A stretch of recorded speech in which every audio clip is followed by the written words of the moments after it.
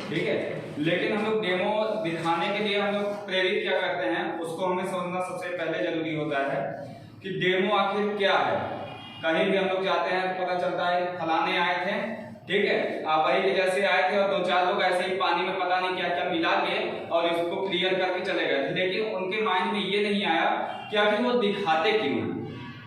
तो सबसे पहले डेमो दिखाने के पहले मुझे ये बताना चाहिए कि ये डेमो का अर्थ क्या है, इसकी परिभाषा क्या है, ठीक है, इसको हम किसके द्वारा व्यक्त करते हैं, ये सब सारी चीजों की जानकारी होना सबसे पहले जरूरी होती है। उसके बाद डेमो।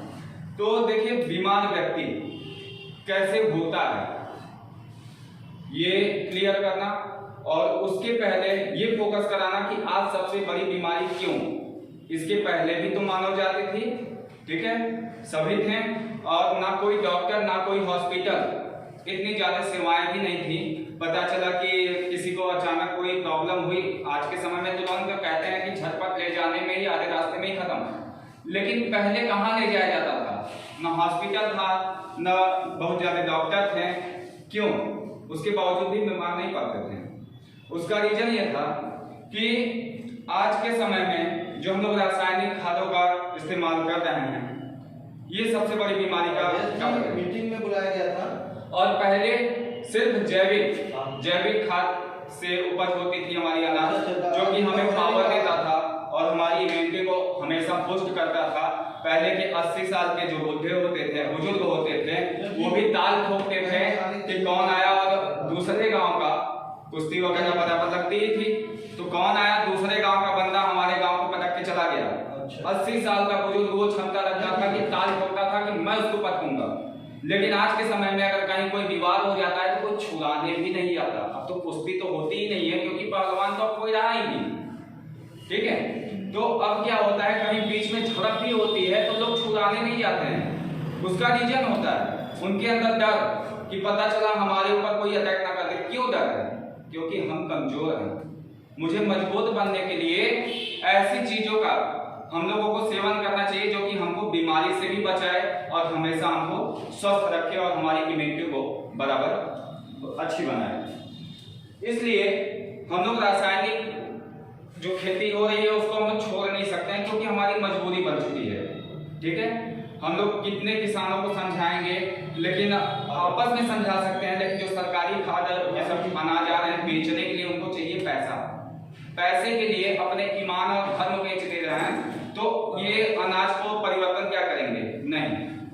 तो जो परिवर्तन हो रहा है वो अच्छी बात है, अगर नहीं हो रहा है तो यही जो वर्ड नंबर 1 है श्री तुलसी, इसका इस्तेमाल करके हम कैसे मात्र एक तुलसी से हम लोग कैसे स्वस्थ रह नहीं है दिखाते हैं।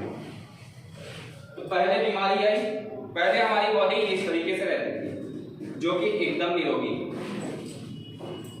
अब धीरे धीरे करके हमारे अंदर बीमारियां बढ़ती चली जा रही हैं।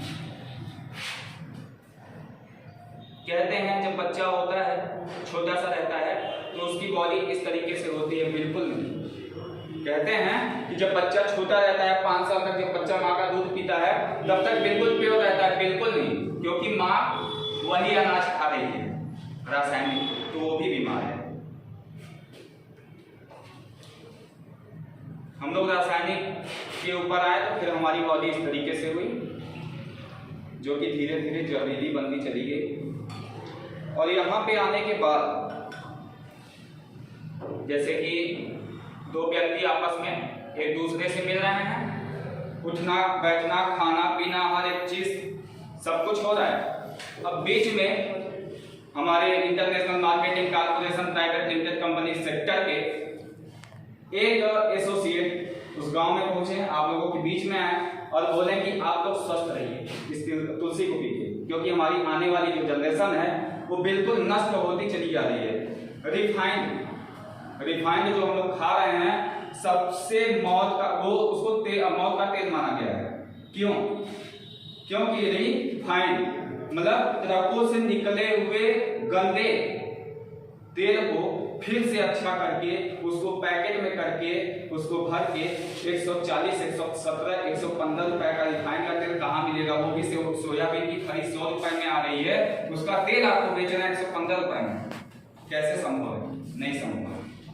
उसको मौत का तेल माना गया है जो भी उसको खा रहा है। Kerala university Ayurveda research of centre में इसका खुलासा हुआ, इसका रिसर्च हुआ, तो उसमें पता चला प्रति वर्ष लगभग 20 लाख से ज्यादा मौत का कारण दिखाई दे रहे हैं, जिससे डीएनए भी नष्ट होता है, नपुंसकता हो गया, कैंसर हो गया, डायबिटीज, शुगर, ये सब तो मतलब आम तरीके की बीमारी लोग मान लिए हैं, लेकिन समझते नहीं है। उसमें से इनको समझ में आ गया और बोले भैया हम आज से तुलसी पीना शुरू करेंगे और देखते हैं क्या होता है। इन्होंने ठुकरा दिया, बोले कि तुम्हारे जैसे 36 आते हैं और 36 जाते हैं। उसी में से एक ये भी थे, इनके जैसे जितने 36 आते और जाते हैं उनकी कंडीशन भी अभी खत्म। ये तुलसी को रोजाना 5 गुण सुबह 5 गुण शाम को पीते हैं, 10 गुण सिर्फ इनको डाल के हम रख देते हैं साइड में। अब आ जाते हैं हम इन पे। ये उसी तरीके से अनाज खा रहे हैं, कोई भी तकलीफ हुई तो क्या खाएंगे? दवा। डॉक्टर साहब दवा, और दवा बनता किससे है? ड्रग्स और केमिकल से।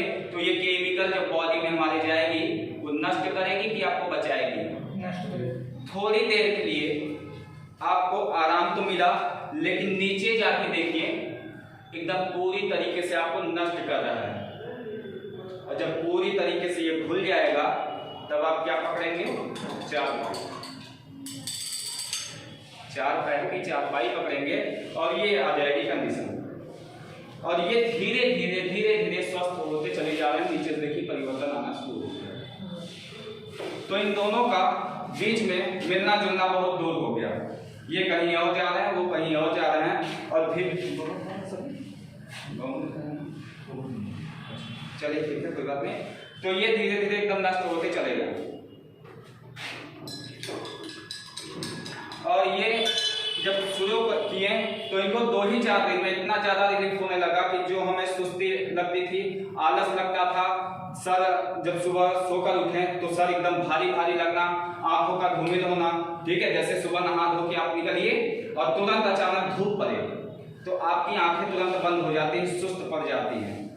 वो उसके तेज रोशनी की वजह से नहीं, आपके बॉडी में जो मतलब विटामिन की कमियां हैं, ठीक है, उसकी वजह से आपकी आंखें एकदम उसको सूर्य की रोशनी भी सह नहीं सकती है, जो कि सूर्य की रोशनी हमारे बॉडी के लिए बहुत ही लाभकारी होता है।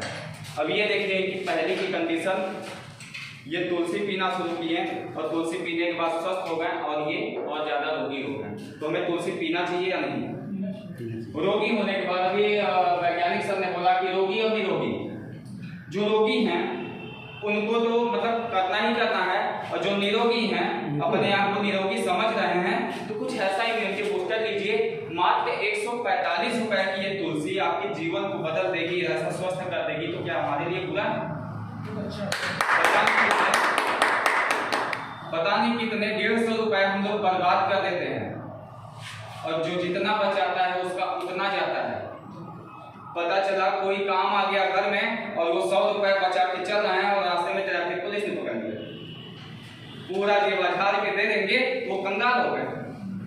तो क्या हम लोग इस 150 रुपए के लिए इसको एक्सेप्ट नहीं करेंगे? क्या डॉक्टर साहब, क्या कहना है आपका? नहीं सही है। चलिए थैंक यू। इसके लिए हम अपने ध्यान देंगे और बाकी हमारे सर आएंगे आपको बताएंगे। थैंक यू, बहुत बहुत धन्यवाद रोहित जी, आपने बहुत बढ़िया